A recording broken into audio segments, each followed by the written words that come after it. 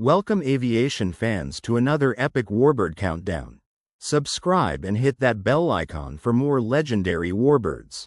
The 1960s marked a revolutionary decade in military aviation, where jet technology matured and nations raced to develop supersonic fighters, vertical takeoff aircraft, and advanced bombers.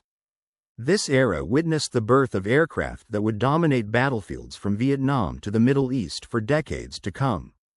Today, I'm taking you on a thrilling journey through the 10 most iconic and influential war machines that emerged during this golden age of aviation innovation.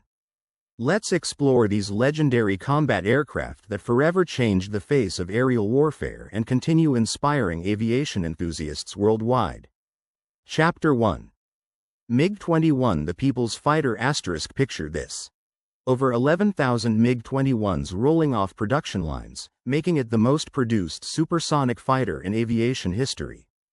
I'm starting with the Soviet Union's game-changing interceptor that democratized supersonic flight for nations worldwide.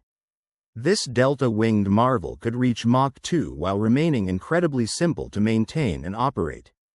From Vietnam's skies, where it challenged American Phantoms, to the six-day war dogfights over the Middle East, the MiG-21 proved that elegant simplicity often beats complexity.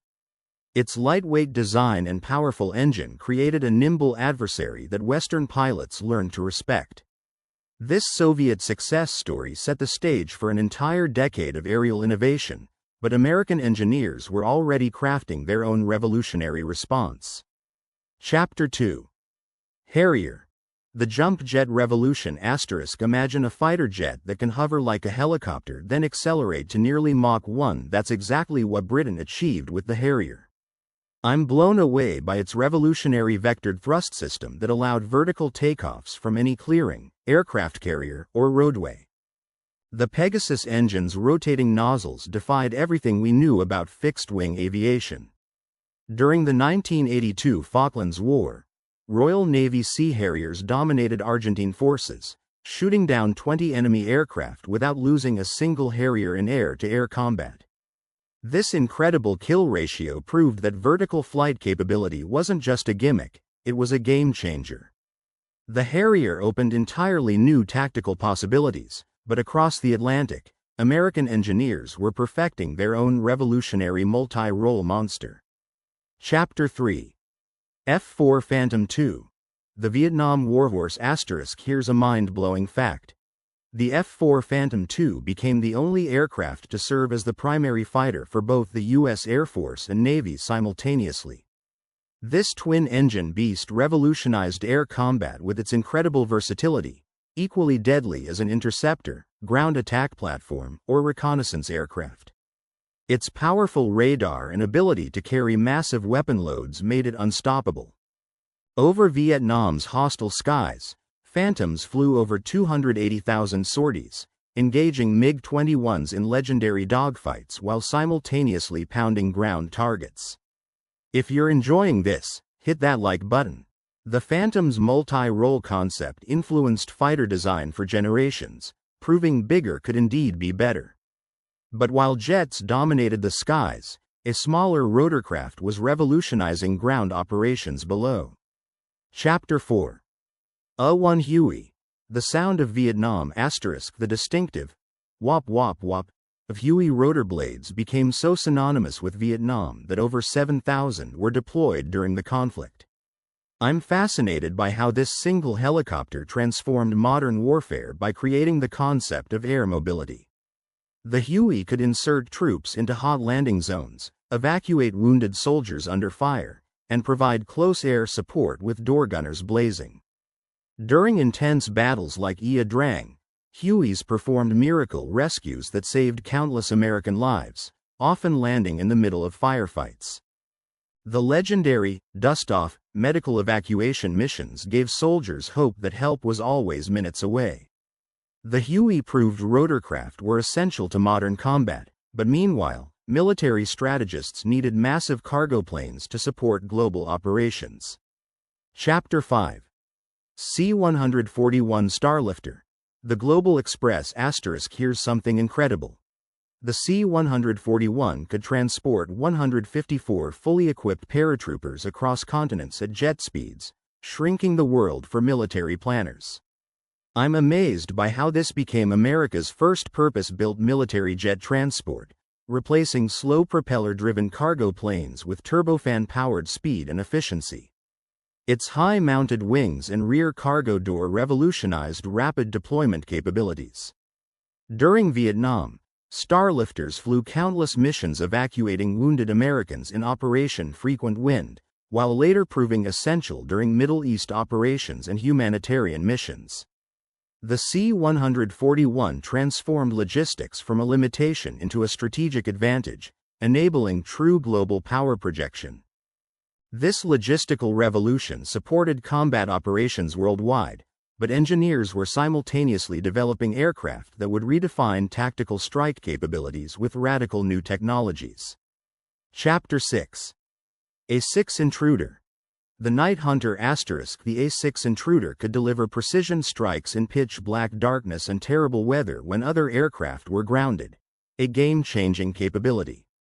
I'm impressed by its revolutionary Diane navigation system that combined radar, computer, and inertial guidance to find targets no pilot could see. This twin-engine subsonic bomber wasn't fast, but it was deadly accurate. Over North Vietnam's heavily defended targets, intruders flew the most dangerous night missions, penetrating sophisticated air defenses to hit bridges, supply depots, and command centers with surgical precision. The A6 proved that advanced avionics could be more valuable than raw speed, establishing the foundation for modern precision warfare. While American engineers perfected all-weather attack systems, their counterparts were developing variable sweep-wing technology that would revolutionize high-speed flight. Chapter 7. F-111 Aardvark. The Shapeshifter *. Picture this. The F-111's wings could sweep from 16 to 72 degrees in flight, transforming from slow-speed bomber to supersonic interceptor instantly. I'm captivated by how this engineering marvel pioneered variable sweep-wing technology and terrain-following radar that let pilots streak just 200 feet above ground at night. During the 1986 Libya raids, F-111s flew 6,400-mile missions from Britain to bomb Tripoli with pinpoint accuracy, proving long-range precision strike capabilities. Drop a comment. Which aircraft would you fly?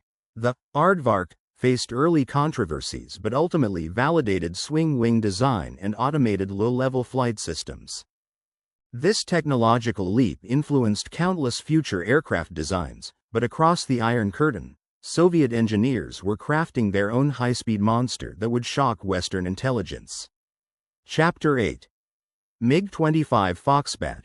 The Mach 3 mystery *. When Viktor Belenko defected with his MiG-25 in 1976, Western analysts discovered this monster could reach Mach 3.2 faster than anything in NATO's arsenal. I'm stunned by how the Soviets created this stainless steel interceptor specifically to hunt down American State Route 71 Blackbirds and high-altitude bombers. Its massive engines and crude but effective technology prioritized raw speed over maneuverability. Over Middle Eastern battlefields, Israeli pilots learned to fear the Foxbat's incredible climb rate and long-range missiles during tense Cold War encounters. The MiG-25's shocking capabilities directly spurred development of the F-15 Eagle as America scrambled to counter this supersonic threat.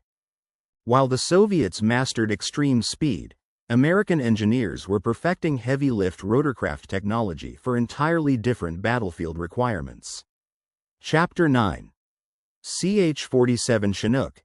The flying freight train *. The CH-47 Chinook can lift 26,000 pounds. That's literally hauling a school bus through the sky. I'm amazed by its revolutionary tandem rotor design that eliminated the need for a tail rotor, maximizing lift capacity and stability. Those counter-rotating blades created an incredibly stable platform for heavy cargo operations. In Vietnam's mountainous jungles, Chinooks airlifted entire artillery pieces to remote fire bases, while during Afghanistan operations, they transported vehicles and supplies to impossible locations under enemy fire. The hooked became synonymous with impossible rescue missions and logistical miracles in the world's most hostile environments. This workhorse proved heavy-lift helicopters were indispensable to modern warfare, but our final aircraft represents the Soviet Union's answer to America's variable sweep wing technology. Chapter 10. Su-24 Fencer. The Soviet sledgehammer **. The Su-24 became the backbone of Soviet tactical bombing, with over 1,400 built to counter America's F-111 advantage. I'm fascinated by how Soviet engineers created their own variable sweep-wing bomber, featuring side-by-side seating and terrain following radar for low-level penetration missions. This rugged twin-engine Striker was designed to deliver nuclear and conventional weapons deep behind NATO lines during potential European conflicts. From Afghanistan's mountains to Syria's battlefields, Su-24s proved their devastating ground attack capabilities in countless combat operations over 4 decades. The Fencer demonstrated that Soviet aviation could match Western technological innovations while maintaining their trademark durability and simplicity. These 10 aircraft defined the 1960s as aviation's most revolutionary decade, each one reshaping how nations would fight wars for generations to come.